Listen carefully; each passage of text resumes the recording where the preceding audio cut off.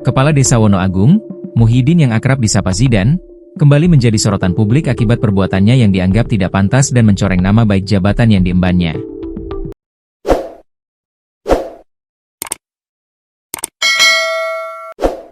Padahal, Zidan sebelumnya sempat tersandung kasus moral yang cukup memalukan, yakni menghamili seorang wanita hingga membuat warga desa melakukan aksi demonstrasi besar-besaran menuntut pertanggungjawaban darinya.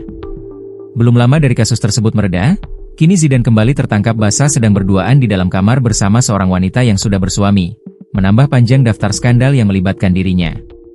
Wanita tersebut diketahui bernama Laili Hasanah, istri dari seorang warga desa Sidomulyo, Demak, dan kejadian ini berlangsung pada Selasa, 22 Juli 2025, di sebuah rumah kos bernama Kos Utami. Penggerebekan dilakukan ketika Zidan dan Laili berada di dalam kamar nomor 2, tepatnya di rumah kos yang terletak di Desa Jogoloyo, Kecamatan Wonosalam, Kabupaten Demak, Jawa Tengah. Aksi penggerebekan ini dipimpin langsung oleh suami Laili, yakni Praitno, 41, yang sejak lama telah menyimpan kecurigaan terhadap gelagat mencurigakan istrinya. Selama beberapa waktu, Praitno merasakan ada yang tidak beres karena istrinya seringkali tidak pulang ke rumah usai mengantar anak mereka ke sekolah, sebuah rutinitas yang biasanya tidak memakan waktu lama. Karena tak ingin berspekulasi tanpa bukti, Praitno memutuskan untuk membuntuti aktivitas istrinya secara diam-diam guna memastikan dugaannya tidak meleset.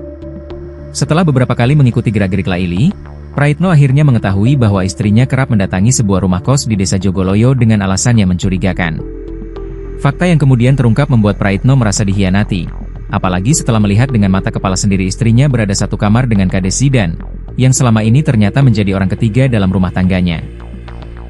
Saya tanya warga sekitar, sejak 1 bulanan ini istri saya sering kesini, ujar Priyatno. Sambil mengintai dari kejauhan, Praitno melihat Kades Zidan yang ternyata datang ke lokasi kos.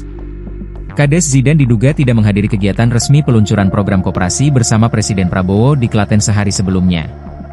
Zidan memilih turun di Salatiga untuk kembali ke Demak, demi menjalankan aksinya.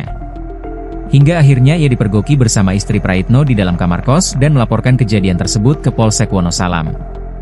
Setelah itu, ia melapor ke Polsek Wonosalam dan melakukan penggerebekan bersama petugas.